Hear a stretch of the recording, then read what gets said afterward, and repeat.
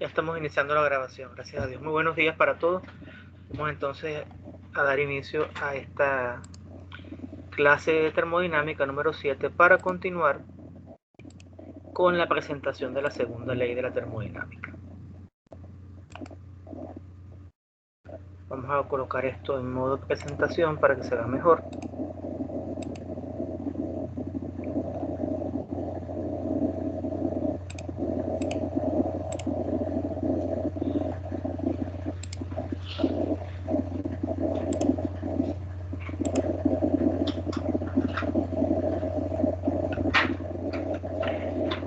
Entonces, la semana pasada comenzamos con lo que fue la segunda ley de la termodinámica y ahora vamos a ir avanzando y vamos a tocar otros conceptos como lo que es el concepto de la irreversibilidad y vamos a presentar también lo que es el ciclo de Carnot. Comenzamos definiendo lo que es un proceso reversible. Entonces, un proceso reversible es aquel que se puede invertir sin dejar ningún rastro en los alrededores. Es decir, tanto el sistema como los alrededores vuelven a sus estados iniciales una vez finalizado el proceso inverso. ¿Sí? Esto es posible si y solo si el intercambio de calor y trabajo netos entre el sistema y los alrededores es cero para el proceso combinado, el proceso original más el proceso inverso. Los procesos que no son reversibles se denominan procesos irreversibles. En la práctica esto no ocurre, pues al realizar un proceso y volver al estado inicial, siempre los alrededores deben hacer un trabajo sobre el sistema. Entonces, por ejemplo, cuando yo tengo una turbina, lo normal es, lo natural, digamos, es que yo tengo un fluido a alta presión, por ejemplo el vapor, yo lo paso a través de los árabes de la turbina, realizo un trabajo y ya a la salida de la turbina, ya ese vapor que inicialmente era vapor saturado o vapor sobrecalentado, ha perdido energía. Entonces, eso en general, eso no es reversible. Yo no puedo agarrar un gas o un vapor a baja presión y pretender que pase por la turbina y vuelva a tener alta presión. Eso se puede hacer en un compresor. Entonces, los factores que causan que un proceso sea irreversible se llaman irreversibilidades, las cuales son la fricción, la expansión libre, el mezclado de dos fluidos, la transferencia de calor a través de una diferencia de temperatura finita, la resistencia eléctrica, la deformación inelástica de sólidos y las reacciones químicas. Entonces, fíjense ustedes una cosa, cuando hay contacto entre dos cuerpos siempre hay fricción. Esa fricción, ¿qué genera la fricción cuando yo tengo dos cuerpos entre sí? Cuando dos cuerpos están chocando entre sí. ¿Qué me genera esa fricción?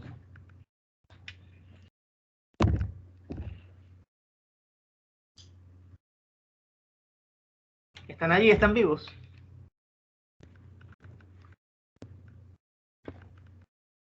Genera calor. Muy bien, me genera calor. Entonces, y el calor no es más que una forma de energía. Entonces, quiere decir que cuando yo estoy generando calor, estoy generando energía, estoy generando una pérdida por allí de energía y eso es una fuente de las irreversibilidades. La expansión libre es como lo que le acabo de explicar en la turbina. Cuando tú pasas un vapor a alta presión por una turbina, ese vapor se está expandiendo y cuando realiza esa expansión, él comienza a perder energía, comienza a perder presión, comienza a perder entalpía y todo lo demás. El mezclado de dos fluidos. Cuando nosotros mezclamos, por ejemplo, agua con una Coca-Cola, lo puedo separar después. O sea, pasar de ese estado de la mezcla agua con Coca-Cola, puedo volver a separar libremente la Coca-Cola y el agua.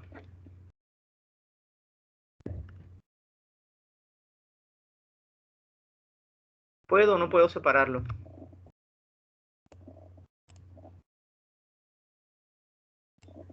No, profe. En general no se puede. Entonces, como en general no se puede, voy a poner mi fondo acá como en general no se puede, entonces eso no es un proceso reversible. Ya una vez que yo tengo la mezcla, ya no puedo regresarlo, a menos que yo aplique un trabajo mecánico. Y ese trabajo mecánico ya es algo externo. Entonces, eso hace que ya el ciclo ya no sea reversible. Es un proceso que no es reversible. Entonces, cuando yo tengo, por ejemplo, un ciclo de refrigeración, donde yo agarro y estoy comprimiendo un gas para aportar, digamos, calor al sistema y facilitar el intercambio de calor al revés. El intercambio de calor por naturaleza, ¿cómo sucede? De forma natural. ¿Cómo es el intercambio de calor?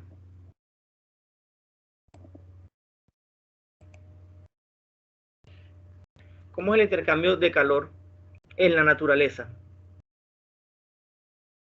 ¿En qué dirección va el calor?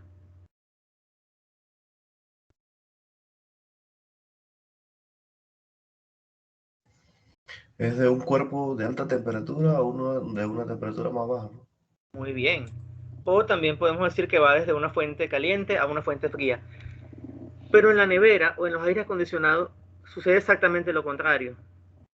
Cuando nosotros tenemos una nevera, ¿dónde está la parte fría? Está dentro de la nevera.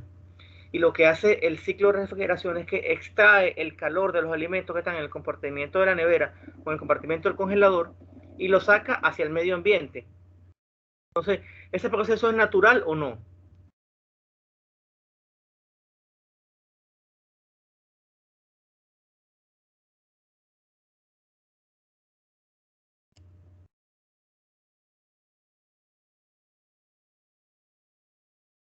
Pues ese proceso, mis estimados, no es un proceso natural. Porque para yo hacer eso, para tomar el calor que está en la fuente fría y trasladarlo hacia la fuente caliente, yo estoy aplicando un trabajo mecánico, que me lo está realizando ¿quién? El compresor y los ventiladores que tiene la refrigeradora. Entonces, en resumidas cuentas, los ciclos reversibles no existen en la naturaleza. Son los ciclos de máxima eficiencia, son los ciclos ideales. ¿Y por qué son interesantes los ciclos de máxima eficiencia, los ciclos ideales, los ciclos reversibles? Porque justamente me permiten ver cuál sería la máxima eficiencia que tendría un ciclo real. Y por eso es que yo los estudio.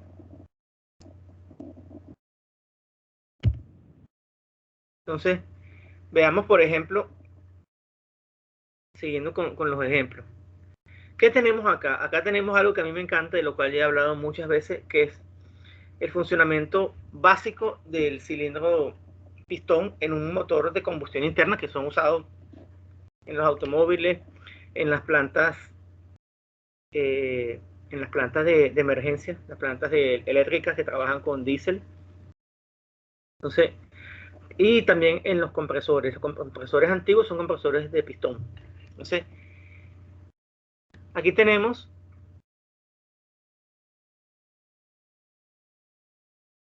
que de forma natural, si yo tengo, por ejemplo, de forma natural, yo agarro a este gas que está acá y yo lo quiero expandir, él se va a expandir de forma natural. Porque sencillamente yo le coloco una fuente de temperatura en la parte inferior y él comienza a incrementar la temperatura, y si consideramos que es un gas ideal, él comienza a incrementar su temperatura, y al incrementar la temperatura incrementa la presión y por tanto él se expande dentro del cilindro. Pero después que él está expandido, que está en esta posición que está acá, yo me puedo devolver. Tengo que aplicar un trabajo para comprimir este pistón. Además, hay una cosa interesante acá, que entre lo que es el pistón y lo que es el cilindro, hay una fricción. Y esa fricción genera calor, y ese calor pues es una de las fuentes de irreversibilidad. Por tanto, esto no es un proceso reversible. ¿Por qué? Porque tengo que aplicar un trabajo externo para poder pasar del estado donde el gas está expandido hasta el gas, poderlo comprimir. Entonces, ¿qué pasa en los automóviles? En los automóviles nosotros tenemos lo que es el sistema de lubricación, y también por otra parte el sistema de refrigeración o de enfriamiento. En un automóvil tenemos lubricación, y esa lubricación te evita la fricción. Justamente, no sé si ustedes habrán visto cuando están desarmando un motor para arreglarlo, ven que los pistones tienen unas muescas o unas entradas para que por ahí ingrese la lubricación. Y entre lo que es el pistón y el cilindro hay cierta tolerancia. Esa tolerancia la cubren con los anillos. Y hay tres tipos de anillos. Uno de ellos se llama el anillo de aceite, que es el anillo que facilita el ingreso de la lubricación. Entonces, cuando no hay lubricación, cuando el carro se les queda sin aceite, es cuando comienzan los pistones a hacer su recorrido y comienzan a rayar el cilindro, y eso va generando calor y desgaste y todo lo demás. Entonces, cuando esa mezcla, la mezcla de combustible, más aire, más una chispa de la bujía, enciende la mezcla, entonces se impulsa el pistón hacia abajo. Pero esto no sería posible sin la energía del combustible. De tal manera que ahí la gasolina, en este caso estoy hablando de bujía, ahí la gasolina es el combustible. La gasolina tiene un poder calorífico. Ese poder calorífico de la gasolina aporta energía al sistema. Entonces, cuando se abre la válvula de admisión, que es esta azulita que tenemos acá, ingresa aquí una cantidad de aire y combustible. Fíjense que la válvula está acá. La válvula está acá y aquí tenemos el árbol de leva, que es el que te garantiza el movimiento de la válvula, el árbol de leva.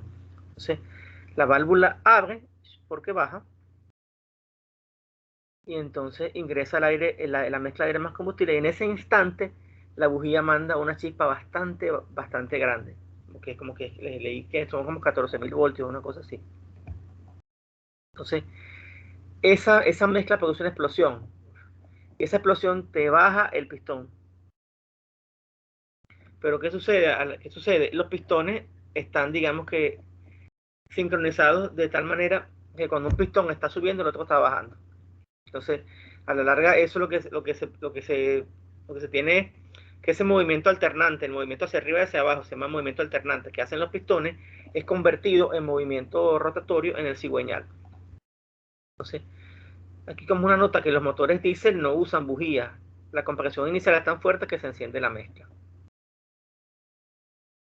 Entonces, como les dije anteriormente, en la práctica no es posible lograr ciclos reversibles porque no se pueden eliminar las irreversibilidades relacionadas con cada proceso.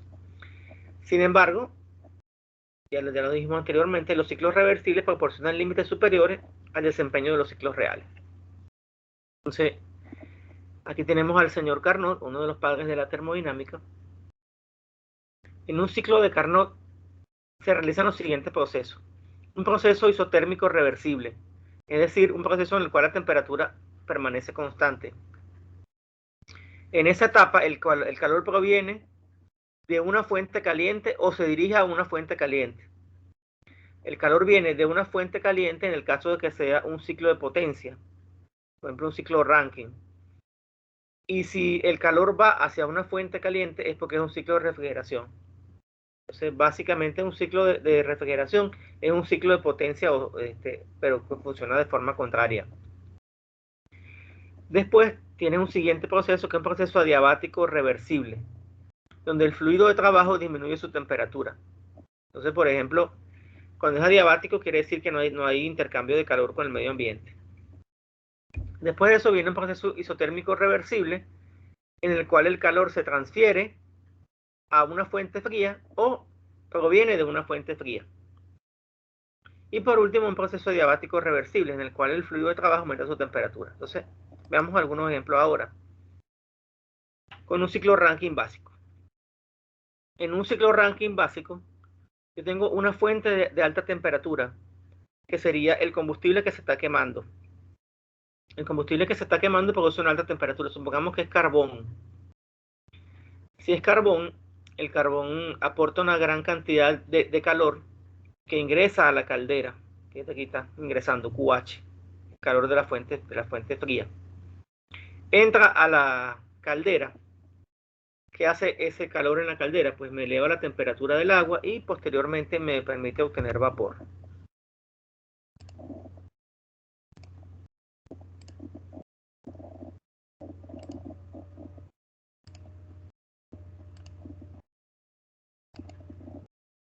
Entonces, una vez que yo obtengo ese vapor, ese vapor que puede ser vapor saturado o vapor sobrecalentado, entra a la turbina. Que en la turbina pasa a lo largo de las diferentes etapas de la turbina, realiza un trabajo mecánico, y ese trabajo mecánico pues yo lo puedo utilizar para mover un generador eléctrico, para lo que yo necesite. Posteriormente entra ese fluido que sale de la turbina, va a entrar a un condensador, que es un intercambiador de calor, que es el reservorio frío. Ese calor es cedido al ambiente, el agua se condensa, entra nuevamente a la bomba y posteriormente vuelve a la turbina, a la caldera, perdón, para reiniciar el ciclo. Entonces, en la caldera, el fluido recibe calor desde la fuente caliente y pasa de líquido a vapor. Es un proceso isotérmico. ¿Por qué?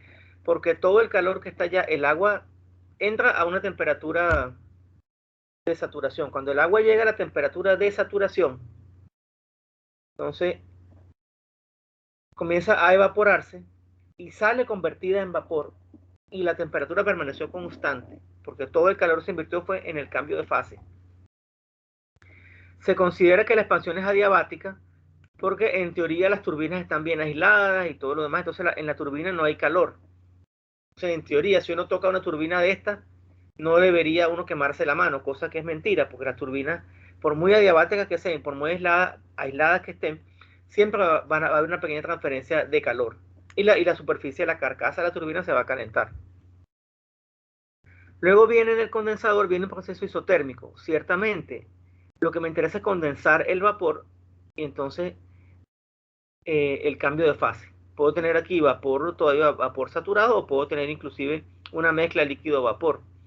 Pero la temperatura de entrada acá va a ser la misma temperatura de la salida acá. Y lo último, en la bomba hay una compresión adiabática reversible, en el cual el fluido de trabajo aumenta su temperatura.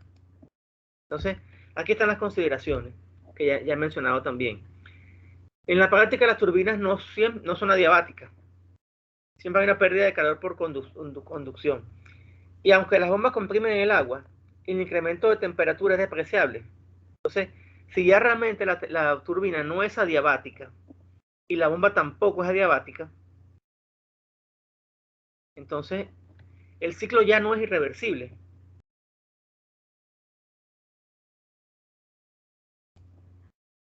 Veamos esto ahora representado en un diagrama de presión, volumen específico. Entonces, cuando el calor entra acá, cuando el calor entra en la caldera y me comienza a evaporar el agua, este es el domo de saturación. En A, yo tengo acá líquido. Recuerden que todo lo que está dentro del domo de saturación es mezcla. En el extremo A es líquido, en el extremo B es vapor saturado. Entonces, ese calor ingresa y la temperatura se permanece constante. Posteriormente, en B, se viene lo que es el proceso de expansión, donde la presión inicial es utilizada para moverlo a la vez de la turbina y bajo hasta acá. Esta es una presión inferior que la presión de entrada. Y ya el vapor ya no es vapor saturado, sino que está en la mezcla líquido-vapor. Posteriormente, en el condensador, yo voy a pasar de la mezcla, en teoría debería llegar hasta líquido. En teoría. Pero bueno, aquí no lo muestran de esa manera en este diagrama. Debería yo llegar hasta acá donde estoy en líquido. Y después elevo la presión y lo convierto en líquido comprimido para volver a iniciar el ciclo. Entonces, así es una representación del ciclo de Carnot en un diagrama de presión-volumen específico.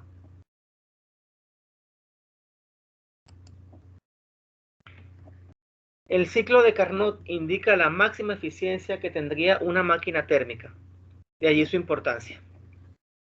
Y esto nos permite dos principios de Carnot. El primer principio es que la eficiencia de una máquina térmica irreversible es siempre menor que la eficiencia de una reversible que opera entre los mismos dos depósitos. Es decir, si yo tengo una máquina térmica que opera en un reservorio caliente que está a 100 grados y un reservorio frío que está a 20 grados, la máquina reversible va a ser más eficiente que una máquina irreversible que opere entre los mismos depósitos. Y el segundo principio sería que las eficiencias de las máquinas térmicas reversibles que operan entre los mismos dos depósitos son las mismas. Supongamos que yo tengo, entonces, un ciclo de potencia que opera entre 100 y 20 grados centígrados. Y un ciclo de refrigeración que opera al revés, desde 20 hasta 100, donde yo el calor lo tomo de la fuente fría y lo llevo hasta la fuente caliente. Entonces, en teoría, esas dos máquinas térmicas tienen la misma eficiencia. En teoría. Entonces, vamos a plantear acá recordamos lo que es la eficiencia. La eficiencia térmica es el calor de la fuente caliente menos el calor de la fuente fría entre el calor de la fuente caliente. Al hacer operaciones algebraicas, me va a quedar que la eficiencia es igual a 1 menos el calor de la fuente caliente entre el calor de la fuente fría entre el calor de la fuente caliente. Entonces, esto me indica a mí que la eficiencia térmica de una máquina nunca va a ser del 100%. ¿Por qué? Porque este número que está acá, QL entre QH, siempre va a ser un número positivo. Y si al número 1 yo le resto cualquier número positivo menor que 1, pues siempre me va a dar un número menor que 1. ¿Está clara esa idea o no?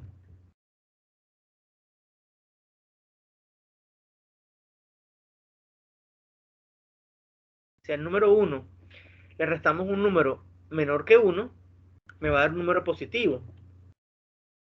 Pero ese número positivo es menor que 1. Por ejemplo, si el QL fuera 20 y el QH fuera 40, fuera 20 entre 40, que es 0.5. Entonces la eficiencia térmica me daría 1 menos 0.5, que es 0.5. Adicionalmente tenemos que para una máquina térmica de Carnot, esta fracción QL entre QH es igual a TL entre TH.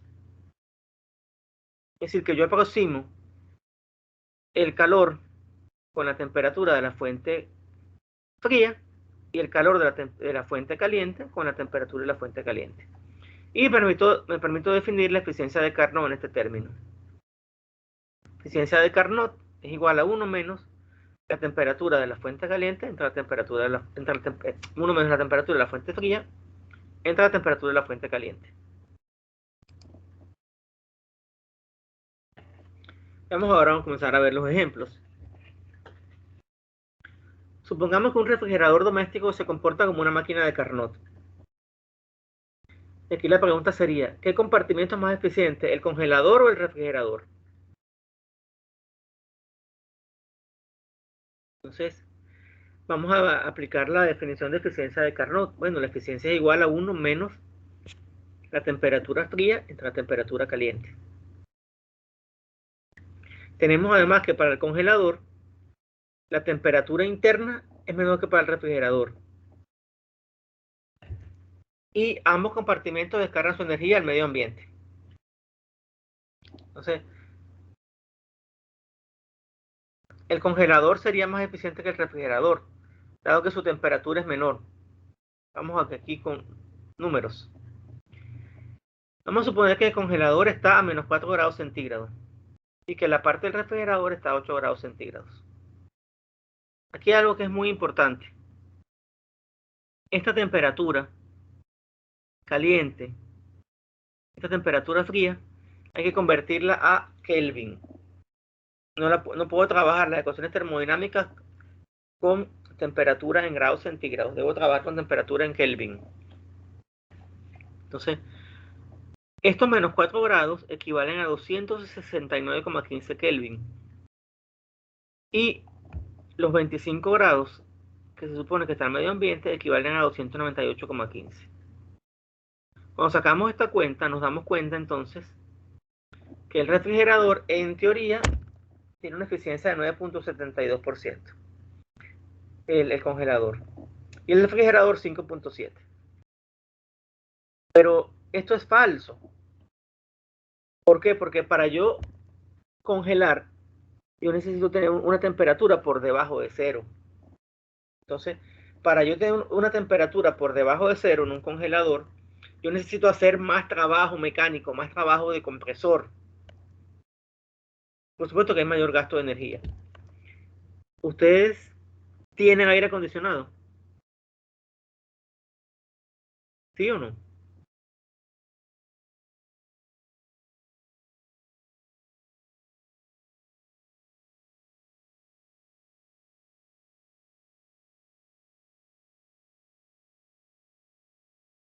¿O alguna vez han manipulado los controles de temperatura de una nevera?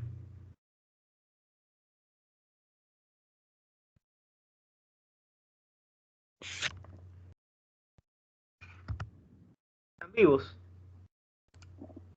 Sí, profe, sí, profe. Muy bien. ¿Han manipulado alguna vez los controladores de temperatura de una nevera? Sí, profe. ¿Qué sucede si usted tiene siempre la nevera en la temperatura mínima? Es decir, donde hay más frío. ¿Y qué sucede si la tengo siempre, y que tengo una temperatura moderada?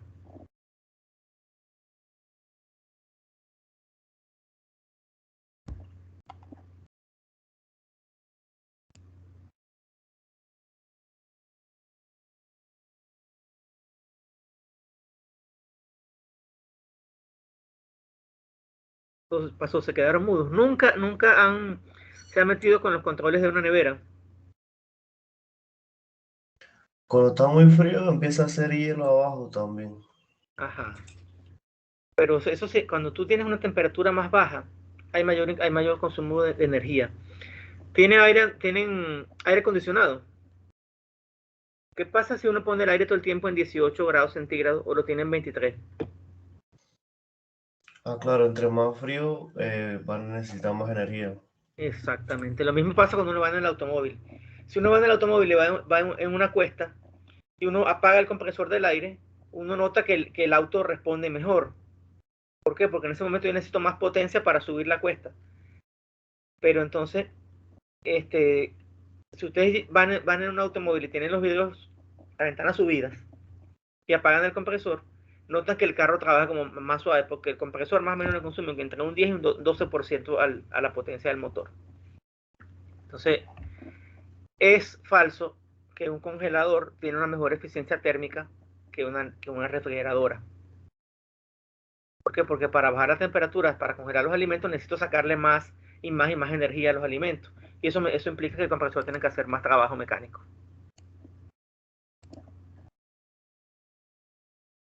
Fíjense que este señor Carnot, él desarrolló esta teoría por ahí en el siglo XIX, antes de que existiera la refrigeración. Ya existían las máquinas de vapor y los primeros ferrocarriles. Él se dedicó a estudiar esto para buscar optimizar la eficiencia de esos equipos.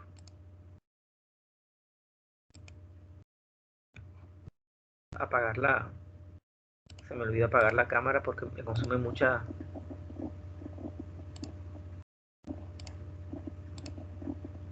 Entonces, tenemos este ejemplo acá. Esto es a grandes rasgos el esquema de un refrigerador doméstico. Yo conecto el compresor al tomacorriente. De aquí del tomacorriente sale una línea, perdón, de la alimentación principal del refrigerador. Sale una línea que me alimenta el compresor, la otra línea me alimenta el ventilador, que puede ir aquí arriba, generalmente va aquí arriba. Y también pues me alimenta lo que es los otros dispositivos, que es el bombillo y todo lo demás. Entonces, ¿el compresor qué hace? El compresor me va a comprimir el aire y va a pasar a través de este intercambiador de calor o condensador, que es el que está en la parte posterior de la nevera. ¿Y qué va a hacer? Va a desalojar ese calor. Sí, eso se ve sobre todo en las neveras antiguas. Las neveras antiguas son las que tienen la rejilla en la parte posterior. Y yo les comenté una vez que cuando yo estaba pequeño, que uno lavaba los zapatos, las zapatillas, las colocaba detrás de la nevera para que se secaran más rápido, sobre todo si lo lavaba de noche y tenía al día siguiente clase de educación física. Entonces, aquí el compresor está moviendo este calor y lo lleva hacia el intercambiador de calor que está en la parte posterior de la nevera. Posteriormente, el ciclo continúa y él sigue hacia lo que es el evaporador, que es el serpentín que ustedes ven en la parte del refrigerador, del congelador, perdón. Serpentín está en el congelador, generalmente. Claro, antes de eso había pasado por una válvula de expansión que está acá. Y esa válvula de expansión permite que él haga su trabajo de expansión acá en el evaporador, evapore el refrigerante y después él vuelva hasta acá. Entonces, aquí tengo este compartimento frío y me atrapa ese calor de los alimentos y después lo saca en el que es el condensador. Entonces, este ciclo es igualito a un ciclo Rankine, pero trabaja al revés. El compresor podemos decir que es análogo a la turbina y la válvula de expansión es análogo a la bomba, pero hacen trabajo contrario. Un compresor trabaja al revés que una turbina. Mientras en una turbina entra un fluido a alta presión y se aprovecha para hacer trabajo, en un compresor entra un fluido a baja presión y se comprime realizándole trabajo. Entonces, en el enunciado del ejercicio me dicen que el refrigerador me remueve 1.5 kilojoules del compartimento frío, que es este que está acá.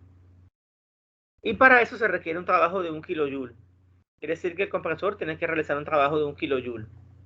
Calcule el calor transferido al ambiente y el coeficiente de desempeño. Entonces, ya vimos de la primera ley que el trabajo es igual al calor de la fuente caliente menos el calor de la fuente fría. Tenemos ya que el calor de la fuente fría, que es el calor que él remueve de los alimentos, es de 1.5 y el trabajo es de 1 kilojoule. Entonces, despejamos este QH, sería igual a W, que es el trabajo más QL, y nos da que 2.5 kilojoules. Entonces, y la siguiente parte me piden que calculemos el coeficiente de desempeño o COP, que sería igual al calor que él puede retirar entre el trabajo aplicado. Sería 1.5, que por cierto este coeficiente de desempeño es bastante bajo, el valor es mucho más alto, pero bueno, este es un equipo antiguo. Ustedes se van a conseguir en la parte de refrigeración con varias terminologías. Ahí está, por ejemplo, COP, que es el más viejo, está el EER, está el SEER, que son otros indicadores de eficiencia de los aires acondicionados, de las neveras.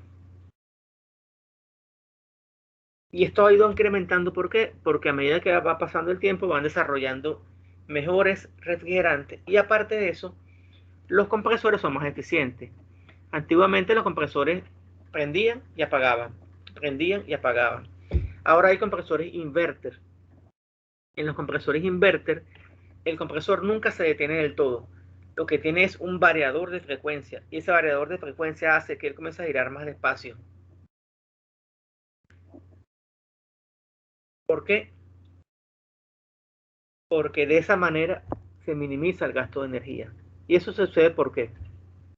Por lo que se llama la inercia. Cuando yo he vencido una inercia, la inercia es la oposición al movimiento. ¿Ustedes alguna vez han tenido que empujar un automóvil?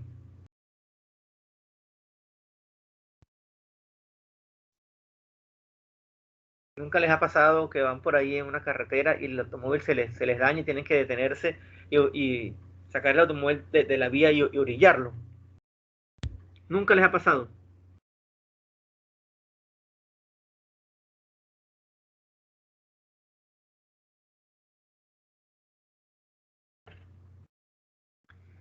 Cuando un automóvil está detenido, hay que vencer la inercia. La inercia es la resistencia que tiene él como sistema. El automóvil es un sistema al movimiento. Después que uno ha vencido la inercia, que uno ya logró que él se desplazara, seguirlo desplazando es fácil. Lo mismo pasa con el compresor. Para yo activar un compresor tengo que aplicar una gran cantidad de energía inicial para que él arranque. Si yo poco a poco lo voy desacelerando, Ya volverlo a acelerar para que aumente su velocidad es más sencillo que arrancarlo desde cero. En eso se basa la tecnología inverter. Veamos este otro ejemplo ahora, donde tenemos una central hidroeléctrica. Se desea construir una central termoeléctrica a vapor de capacidad instalada de 1000 megawatts. Si los condensadores serán empleados con agua de un río cercano, la temperatura máxima del vapor será 550 grados centígrados y los condensadores trabajarán a 10 kilopascal. Calcule el incremento de temperatura en el río aguas abajo de la descarga de los condensadores. Vamos a leer este ejercicio con sumo cuidado. Se desea construir una central termoeléctrica a vapor. En una central termoeléctrica a vapor, ¿cuál es el fluido de trabajo?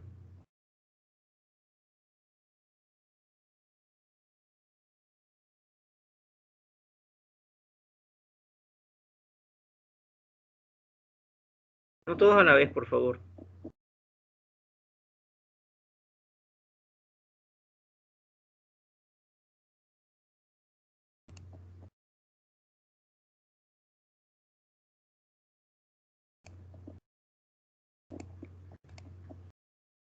¿Están vivos? Entonces Sí, pienso que, profe. ¿Cuál era la pienso, pregunta? Disculpa. en una central hidroeléctrica a vapor, ¿cuál es el fluido de trabajo?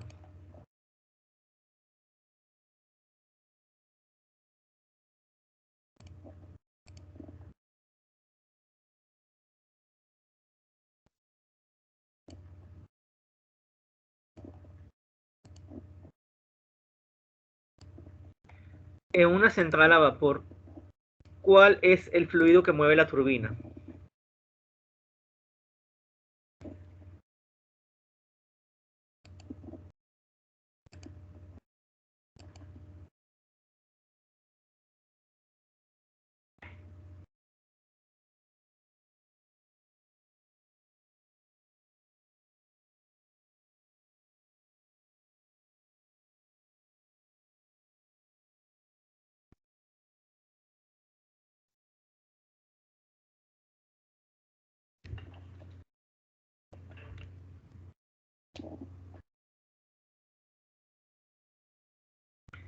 Veamos.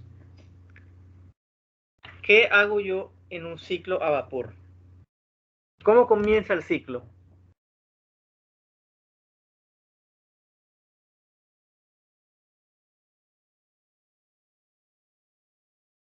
El ciclo comienza tomando agua de un reservorio.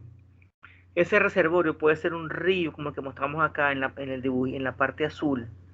Puede ser un lago, puede ser unos pozos profundos o puede ser también el mar. Yo tomo esa agua de ese cuerpo, esa agua que me dio la naturaleza, que me dio Papá Dios, ingresa a una planta de tratamiento de agua, donde yo le redujo, yo le bajo la dureza, le ajusto el pH y la hago apta para hacer agua de caldera. A veces el agua de caldera es hasta mejor que el agua potable. Fíjense ustedes. Yo agarro después esa agua con unas bombas, después que ha pasado por todo ese tratamiento, la ingreso a la caldera donde ella es calentada y se obtiene vapor. Entonces, el fluido de trabajo es vapor. Entonces, ella sale de la caldera, mueve unas turbinas, posteriormente de la caldera, de la turbina sale en forma de vapor a baja presión o en forma en la mezcla líquido-vapor, pasa a unos condensadores. En los condensadores yo le retiro ese calor y ese calor va para el medio ambiente. Después que ese calor es retirado en el condensador, yo tengo agua otra vez y el agua la paso a las bombas y vuelve otra vez a la caldera. Entonces, fíjense lo que tenemos acá. Tomo agua, una admisión o intake, y la descarga, discharge. Cuando hablamos de aguas abajo o aguas debajo, quiere decir cómo cambia la temperatura del río en el punto de descarga. Entonces, aguas arriba es antes de y aguas abajo es después de.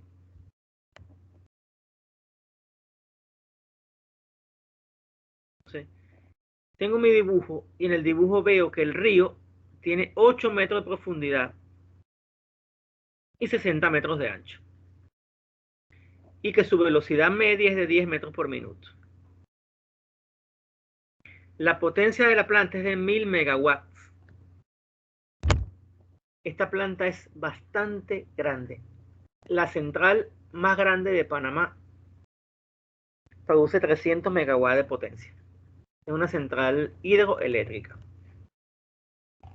Entonces, ya tengo la potencia. Esta potencia de 1000 megawatts. Mega significa 10 a la 6.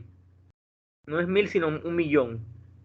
Un millón de 10, 1000 millones de watts. Aquí está. Y 1000 millones por 1000 millones. Digo 1000 por este número. 1.000.000 de kilowatts.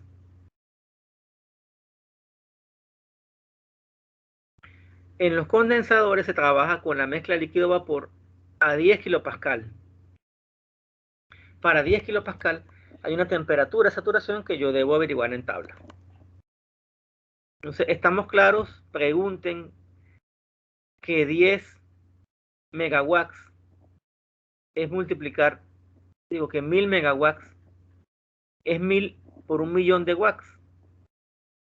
Recuerden que kilo es 1000. 1000 es 10 a la 3. Y mega es 1.000.000, que es 10 a la 6.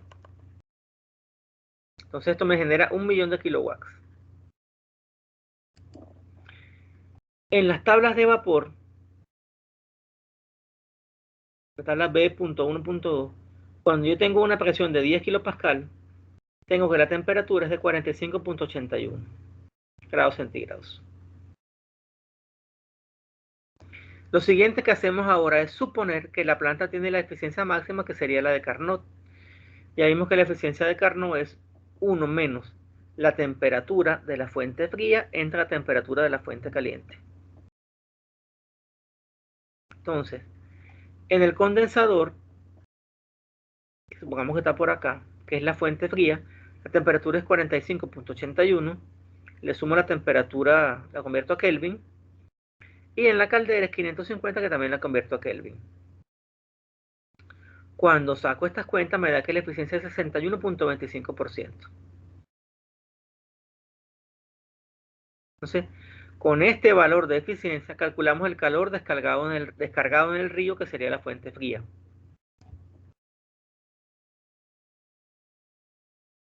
Ya hemos dicho que la eficiencia térmica es 1 menos esta fracción, el calor de la fuente fría entre el calor de la fuente caliente. Y además tenemos que el trabajo es igual a QH menos QL. Cuando yo hago aquí suma de fracciones, 1 por QH es QH, menos el 1 que está sobreentendido acá, por QL,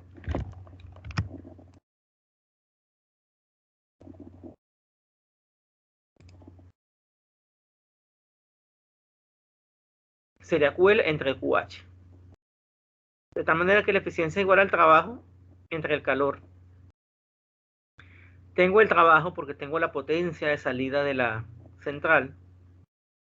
Disculpe, profesor, creo que dejó de compartir la pantalla. Voy.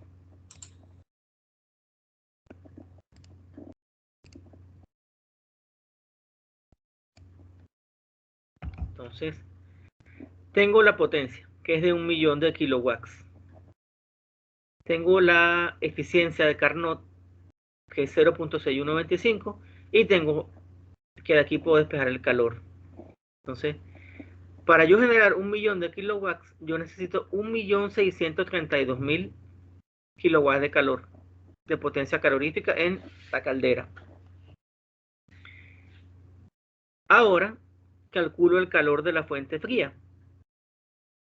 que lo despejo de acá, que sería igual al calor de la fuente caliente menos el trabajo.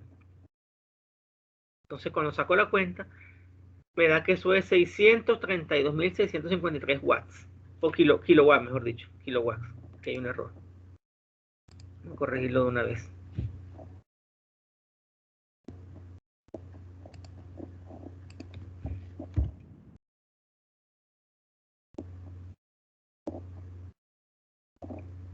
Entonces,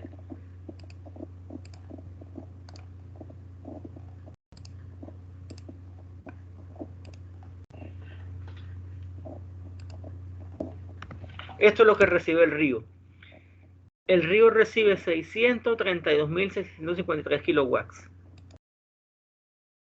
Por otra parte, considerando que el río está a una temperatura constante y una presión constante, que es la presión atmosférica, el calor recibido por el río, yo lo puedo modelar como el flujo másico del río por el calor específico del agua por el incremento de temperatura.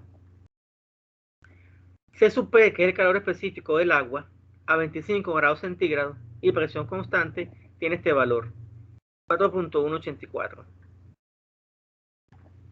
Además, el flujo másico es el caudal por la densidad. Y como la densidad es 1 entre el volumen específico, puedo decir en resumidas cuentas que el flujo másico es el caudal entre el volumen específico. El volumen específico del agua, yo lo tengo. Del agua a 45 grados centígrados. Aquí está. Que es la temperatura de descarga del agua hacia el río. 0.001010. Aquí está. Entonces, con esto yo calculo el caudal, el flujo másico, que sería el caudal entre el volumen específico. El caudal es la velocidad por el área del río.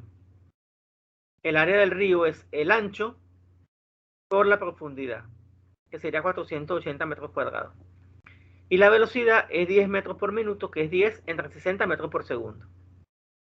Con todos estos datos calculo el flujo másico, que me da 79.000 kilogramos por segundo, y teniendo el calor recibido por el río, el flujo másico y el C sub P, finalmente yo calculo la variación de temperatura, que es de 1.91 Kelvin. Es decir, que prácticamente el incremento de temperatura es despreciable, sí, ciertamente. Pero ese incremento de temperatura también afecta a la flora y la fauna acuática. Y aparte de eso, lamentablemente esa es un agua industrial que viene cargada con otros contaminantes. Entonces, en teoría, ¿qué es lo que se debería hacer? Debería agarrar esa agua que se usó para enfriamiento, tratarla y darle otro uso, no depositarla directamente en los ríos.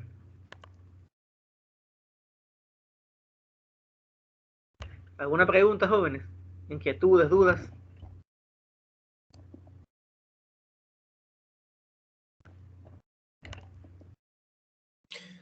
Siempre el río va a recibir como la menor porción de calor, o sea, la QL.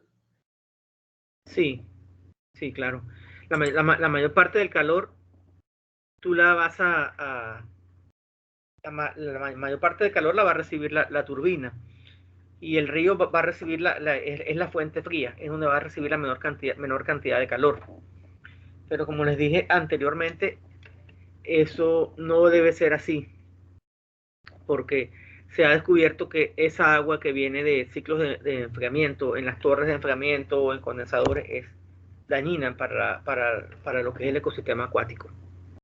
Porque no solamente es lo caliente, imagínense ustedes que la naturaleza tiene un equilibrio natural, y el ser humano lamentablemente se encarga de romper todo ese equilibrio natural. Entonces, cuando nosotros nos encargamos de romper ese equilibrio, estamos alterando el ecosistema. Y es lo que pasa, y por eso es que viene la contaminación y todo lo demás. Fíjense ustedes aquí hablando de otro tema. ¿De dónde proviene la mayor parte del agua que se consume en la ciudad de Panamá y en Colón y en Panamá Oeste? ¿De dónde proviene?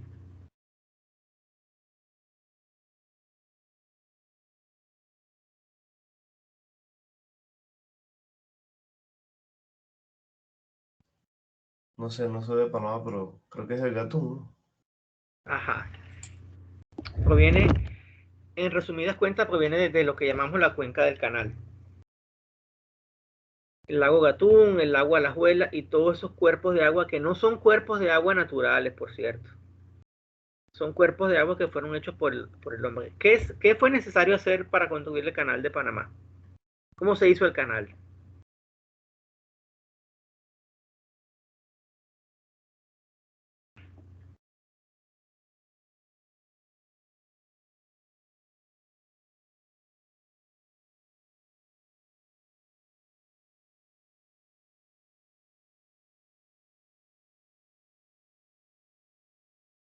Pero dense una vuelta por el Museo del Canal Interoceánico, por el Centro de Visitantes de Miraflores. Para construir el canal se aprovechó el río Chagres. Pero si ustedes han sido suficientemente observadores,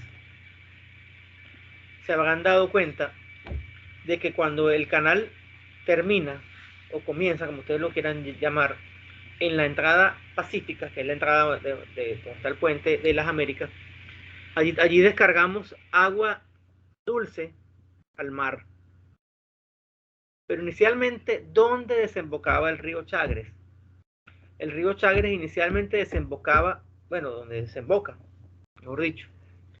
La desembocadura del río Chagres está en Colón, donde está el fuerte San Lorenzo, por allí. Ese fuerte, por cierto, lo construyeron los españoles para defender el río. Entonces, cuando se construyó el canal, se desvió el río Chagres. Se construyeron los lagos que tú mencionaste, el lago Gatún y el lago Alajuela. Pero hemos alterado el equilibrio ecosistémico, porque una gran cantidad de agua que no recibía la bahía de Panamá ahora la está recibiendo. Una gran cantidad de agua dulce. Entonces, la bahía de Panamá tenía ya sus ríos que Dios le mandó a descargar allí, que son el río Juan Díaz, el río, ¿cómo se llama? El río que está por allá, el río el río Pacora, el río Chepo, y todos los ríos pequeños de la ciudad de Panamá que están contaminados. Esas eran las vertientes originales de la bahía de Panamá. Y para el lado de Colón, descargaba íntegro el río Chagres. Ahora estamos agarrando todo el agua dulce que usa el canal, la estamos transfiriendo una parte hacia la bahía de Panamá y la otra parte se sigue drenando hacia Colón. Pero no solamente eso, toda el agua, el 80% del agua que consume la República de Panamá viene de la cuenca del canal. ¿Por qué? Porque la cuenca del canal es la que surte a la ciudad de Panamá, a Panamá Oeste y a Colón. Entonces, toda esa agua es utilizada en diferentes actividades. Posteriormente se generan aguas residuales. Esas aguas residuales, ¿dónde se descargan? En la bahía de Panamá. Por tanto, estamos descargando a la bahía de Panamá una cantidad de agua mucho mayor que la que inicialmente recibía. Entonces, ¿qué es lo que sucede? Que después viene un proceso en el cual la bahía tiene una lucha natural contra la contaminación y contra un ingreso de agua dulce mayor al que ella está diseñada para eso. Se viene un gran desequilibrio ecológico. Y por eso ustedes ven la contaminación y pueden llegar a que consigamos con que hay tanto nitrógeno en el agua que comienzan a aparecer algas. Entonces el hombre altera el equilibrio de los ecosistemas. Igual cuando generamos, por ejemplo, combustión con los automóviles, estamos emanando una gran cantidad de carbono al medio ambiente. Entonces, aunque sea muy duro decirlo, el motor de combustión interna es altamente contaminante. Entonces, por eso es que lamentablemente los automóviles como los conocemos hoy en día desaparecerán y pasarán a utilizar motores eléctricos en un futuro cercano. ¿Alguna pregunta? Profe, buenos días. Buenos días. Disculpe, es que he estado revisando el módulo y a mí no me aparece nada, ni el parcial ni nada. Ya llené las encuestas y todo y no me aparece. Sumamente raro. Sí, Déjame entrar ahí al módulo, ya que lo tengo acá.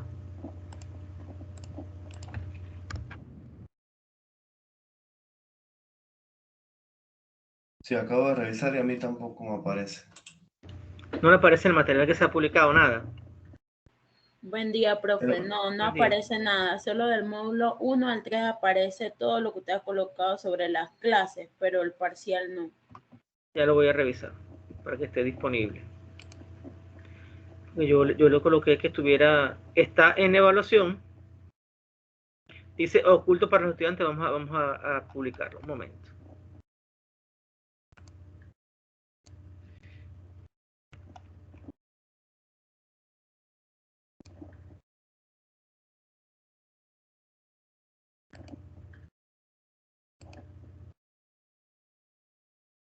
Ya lo pueden ver. Entran y me indica si lo pueden ver, por favor.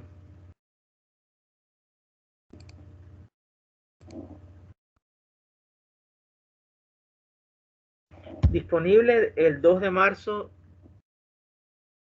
después de las 8 am hasta las 23:55.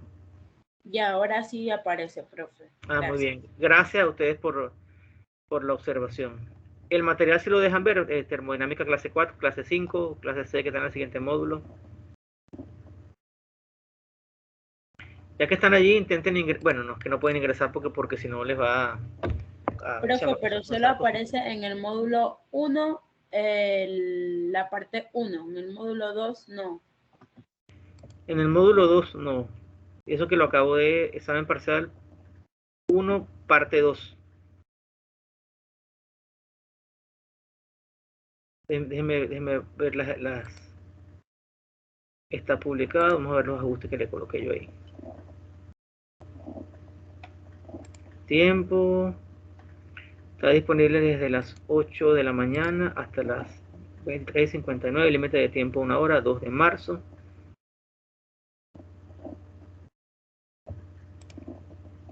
Ya, profe, ahora sí en los dos módulos. Perfecto. Muy bien. Muy bien. Muy bien. Bueno, jóvenes, entonces, ¿alguna otra pregunta, inquietudes, comentarios?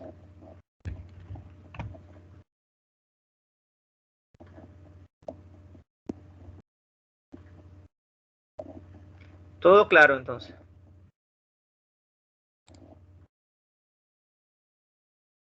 Algo así, algo así. Muy bien. Bueno, entonces, recuerden realizar el examen. Mucho éxito con el examen y que tengan entonces un excelente día. Hasta luego. Gracias, profe, igual.